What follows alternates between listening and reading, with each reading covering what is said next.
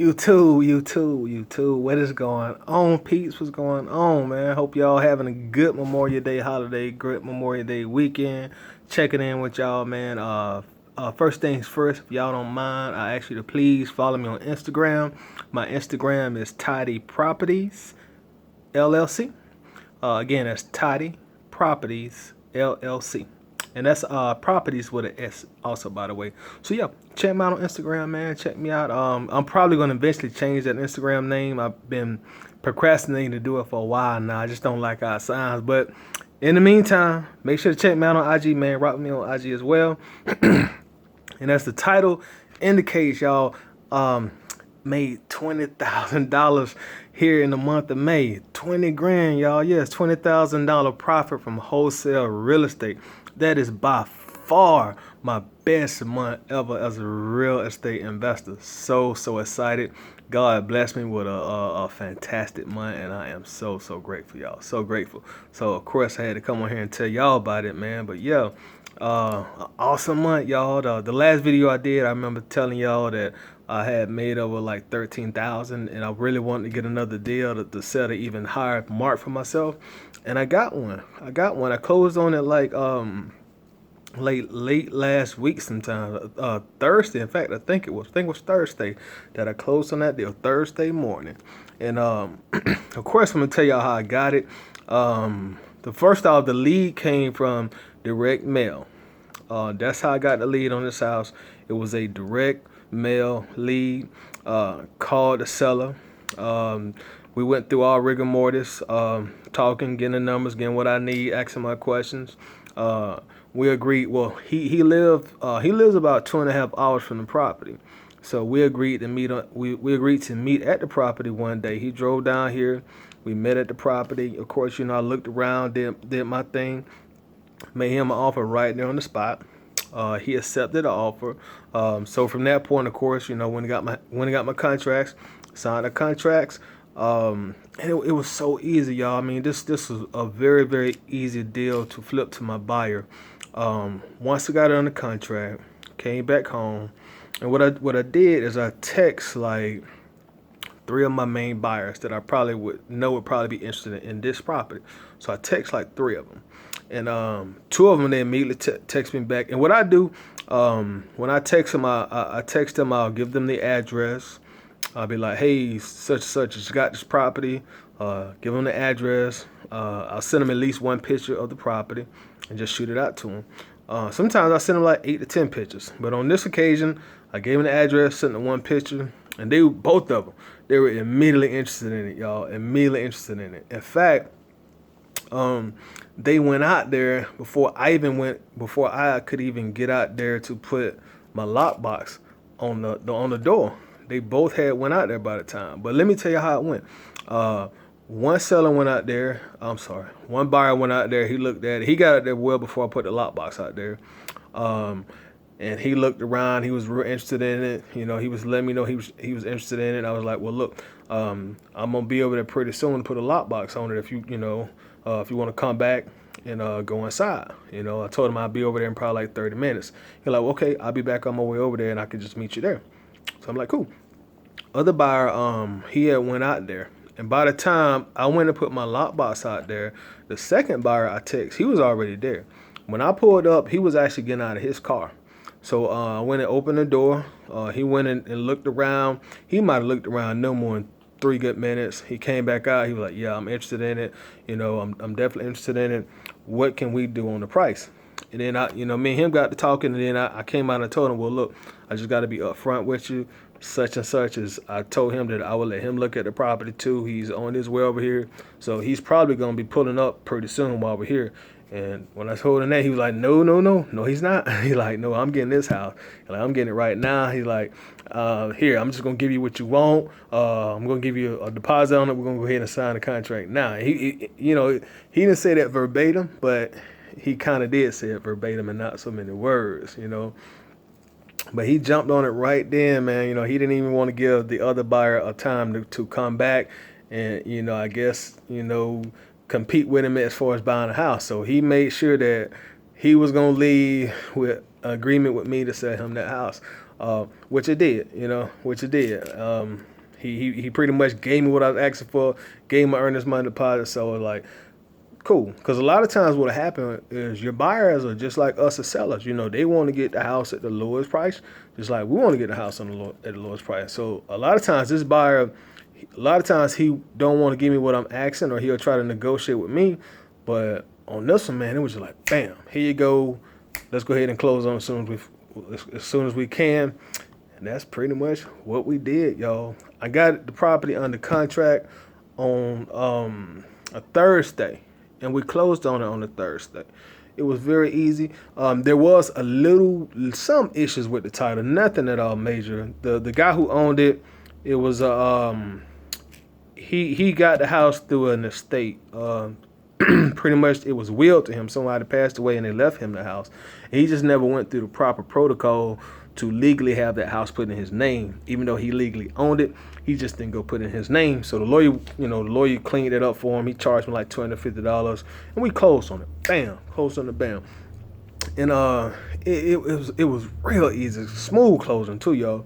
And to be honest with you, I got the closing probably about 15 minutes late. And by that time, the buyer had already went in there and signed his paperwork. The seller had signed their paperwork, got their check. Everybody was gone by the time I went in there. So when I got there, wasn't nobody there but me and the lawyer. So I signed my paperwork, got my check, and I dealt. It probably took me like 3 minutes from the time I walked in the door to walk out the door with my check. But yeah, closed on it, man. Let me show y'all the check. Already went and put it in my bank. But this is the check stub right here, y'all. This is it, guys. Hope you guys can see that. But yeah, like $6,000. It's like $5,988 something. But yeah, $6,000, y'all. Best month ever, y'all. Best month ever. And also, I've been getting some messages, and I want to read some of the messages I've been getting to y'all. So let's see what we got here. We got a message from Dev.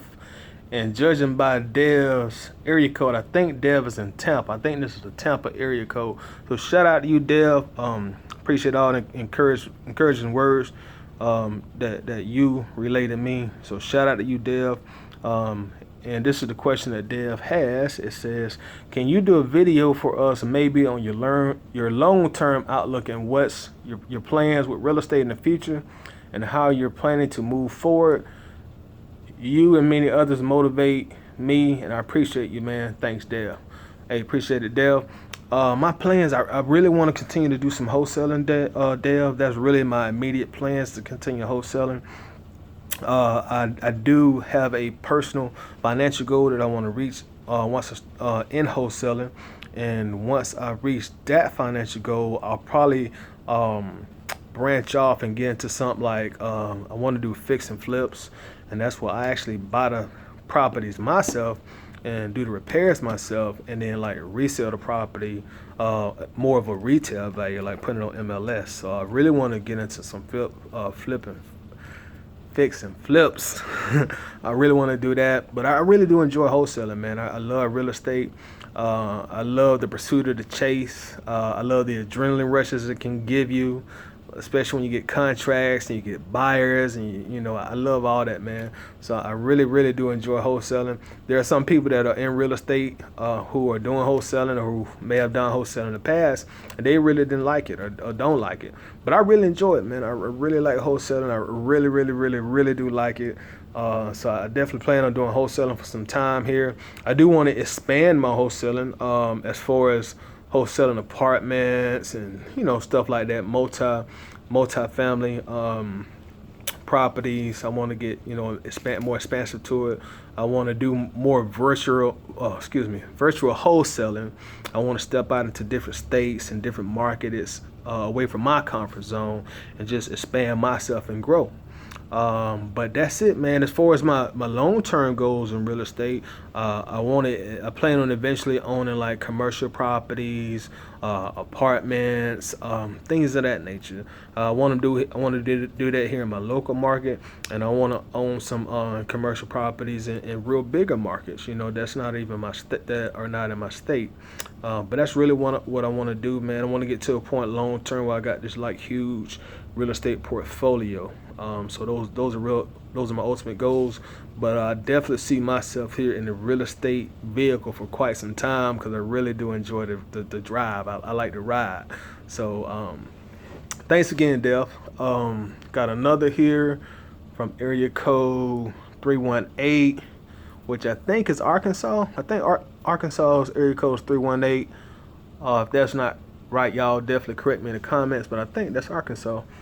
So the question here is, hello, hi Toddy, I have a problem. My problem is I'm having is telling the motivated seller that we need a contract for X amount of days.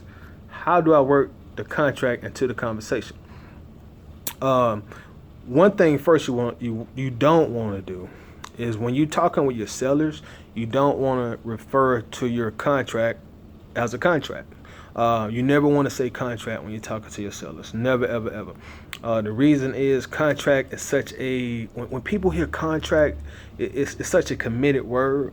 When you hear contract, it's such a committed word. So subconsciously, it can make a lot of people feel uncomfortable. You know, they feel like I'm about to get into a commitment that I can't get myself out.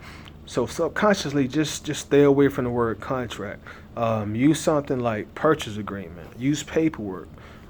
If you make an offer to a seller, for example, hey, Mr. Brown, I can pay you $10,000 for this property. Mr. Brown says yes. All right, well, great. I'm gonna run to my car and get the purchase agreement, and then we'll come back and we'll wrap everything up. So you really don't want to even mention your contract or your purchase agreement until you've actually got a yes from your seller. Once they tell you that they'll take your offer, then that's when you bring up your purchase agreement, your paperwork at that point. But at that, if you're just talking numbers, you just gather the information, that shouldn't even come up. If they bring it up, address it, but don't never bring it up ahead of time. So just wait until you get that commitment from them. And then at that point, that's when you bring it up. Because anybody that owns a house, 98% of the people, they understand, they already know ahead of time that there's some paperwork that they got to sign. In fact, once you get to truly motivated, once they give it a yes, they'll go ahead and tell you, well, let's go ahead and sign the paperwork. They'll already know. But just stay away from calling it a contract with your sellers. Now, with your buyers, you can call it contract, paperwork, whatever you want to. They don't care. They just want the house. They want to close fast, so they don't care what you call it. But again, just stay away from calling the contract with your sellers. Wait till after you get the agreement to buy it. You should be good. You shouldn't have any problems at all. You know what I'm saying? No problems at all. We got another one here, and this is from area code 843. Now, I know that's South Carolina. So shout out South Carolina, my neighboring state to my northeast. So shout out South Carolina. This is kind of a long one, so I'm gonna try to break this one down some. It says, hey Toddy, your YouTube videos are straightforward, honest, and make me feel like I can do this. I started a week ago after studying, wholesaling it every way possible. So far, I have I think it says so far I've been inside of one house during week 1. 3 seemingly motivated sellers made 2 offers. Haven't seen the inside of the 3rd house yet. Excuse me. Getting a runaround on that. A counter offer on one of the 3rd sellers and no response on the offers of the 3rd. My question is, are bandit signs legal or not?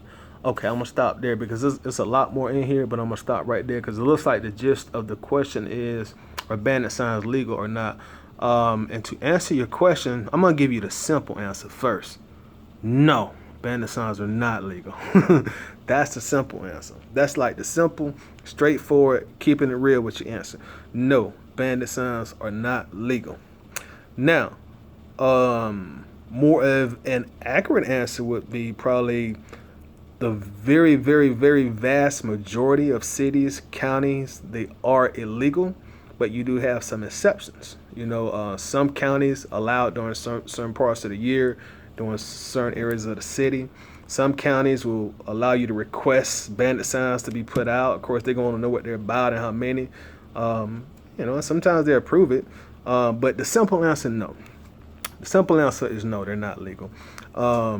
And yes, you can get fined for bandit signs. You can get fined. Now, the thing about it, bandit signs work. That's why you see them. That's why on all the YouTube videos, you're going to have most of the people that's talking about this talk about bandit signs. The reason is because they work. Now, I'm lucky I'm in a market here where they let us put out bandit signs. Pretty much most parts of this market I'm in, they're cool with bandit signs. Now, there are parts of the town or the city I'm in where they don't allow bandit signs. You put them up, they're going to take them right down.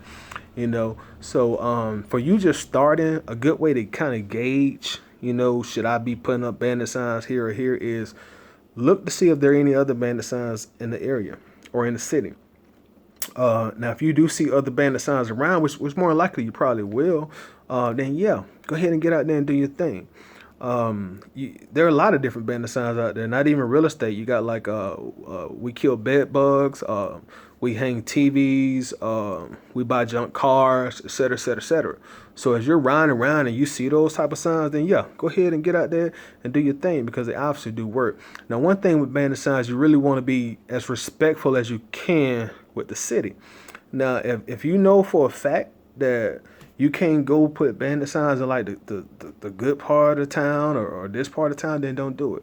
Don't go put a bandit sign like right in front of City Hall or your state capitol. They're definitely gonna probably call you about that one. But just be smart with them. It'll take you a little bit of time to kind of figure out, well, yeah, I can put my signs up here. I can put my signs up here. And for example, I had to I put out signs at Walmart. I had one of the managers of one of the Walmarts call me like maybe a week ago. She left me a voicemail. She called me early in the morning, left me a voicemail. She was very nice, very pleasant. She pretty much said, hey, I'm such and such, the manager here at Walmart on such and such street. We're just calling to let you know that, we actually not to put signs out on Walmart's property. And the reason is because only Walmart signage can be on our property. Thank you. Have a nice day. She was super nice about it, super cool. And I'll never go put another bandit sign at that Walmart simply because she asked me not to. And she was very pleasant about it. And now I could go out there and be an asshole and go put signs out tonight. And that's when you do kind of start getting in trouble, because now when you're doing stuff to agitate people or somebody that told you not to do it, then now they'll probably want to call the city, and then they'll probably it's just the agitation point of it. So you go to a situation like that and somebody asks you, hey, don't put that sign out there. Then don't put it out there. Go somewhere else. Go put them somewhere else. But the simple answer, no, bandit signs are not legal, but that's why they work. That's why you see them everywhere, because they really, really, really true work. So just kind of gauge your market, gauge your city, definitely gauge your signs. When you see signs, go ahead out there and do your thing. If you're seeing other people's signs out there, go ahead and do your thing. You know what I'm saying? And also, thanks for the question. Also, area code 843. But yeah, 20K this month, man. Now I got to work very, very hard in June to maintain some consistency. Can have a nice month and then just fall totally off the map. So got to take responsibility for that. And I also want to thank y'all once again, man, for getting us 1,000 subscribers on the YouTube channel. So shout out to everybody, man. Thanks a lot. I really, really, really appreciate it. To show my appreciation, I want to do another random contest, y'all. Yes, sir. Another random contest. I want to give away $50 tonight. You know what I'm saying? I'm ready to give away $50 right now. So we got another random contest. And here's the contest. Here's how you win the money. Just like the last one we did. You're gonna need to go to a video that I did on July 30th, 2016. Everything that you need will be in this video. So in order to win the $50, you'll need to be able to answer these questions. Got Got 3 questions. The first question in that video on July 30th, 2016, I had it on a t-shirt. There was a famous person on that t-shirt. I need you to tell me the name of the record label that person owned once upon a time. Give me the name. They're a very famous record label. So just give me the name of that label. This person owned a famous record label. I need to know the name of that record label. And this is a 2-part question. Also, I need you to tell me what city is this person from. They made a certain city very popular, and this person is from that city. So I need you to tell me what city is that person from. Second question, what marketing tool or what marketing piece did I use to get that deal? So I need you to tell me what marketing tool got me that deal in that video. What piece of marketing did I use? I said specifically in that video. So tell me what did I use to get that lead and get that deal done. The third and final question, how long did the closing process take? And I say that also specifically in that video. I say the closing process took, so I need you to tell me specifically what amount of time did I say in that video that the closing took. So the first person to answer all of those and put it in the comments, I got $50 that I'm going to send to you by PayPal. Just make sure you got PayPal. I got my PayPal pulled up right here on my laptop, so I'm ready to send this money out. First person put it in the comments, you got your $50 right now, tonight, tomorrow, next week, or next month, or whenever the first person puts the answer to those questions in the comments. I got your $50 right now. So just one more time, here goes the questions. I need to know the name of the record label that person owned that was on that t-shirt in that video. What's the name of the label, and what city was that person from? What city was that person from? That city is famous now. You know what I'm saying? So what city was he from? What marketing tool did I use to get that deal and get that lead? I need to know that. What marketing tool? And third, how long did that closing process take? I said it specifically in the video for a specific reason. So the first person to put that in the comments, I got your $50 waiting on you right here. And when you get your $50, just make sure to come here and tell these people that you got your $50, man. So I'm gonna be sitting here and wait on the comments, wait to give away this money. If y'all got any questions about real estate or any questions you want me to answer it, let's chop it up in the comments. So just put it in the comments and we'll talk about it. Also, if you want me to coach and mentor you, please send me a text at 478-420-04. I'm sorry. Good God Almighty. 478-420-0577. 478-420-0577. If you're looking for a coach, mentor, send me a text. Please don't call, but definitely text me if you want to coach a mentor. Just tell me. I don't bite. Just say, hey, I just want to know how much you charge for coaching a mentor, and I'll tell you. Otherwise, I'm gonna wait on the comments. I'm gonna sit and watch the comments, man, so I can get this money away. Y'all be good. Y'all be easy. Y'all will see me sooner than you will later. Peace out.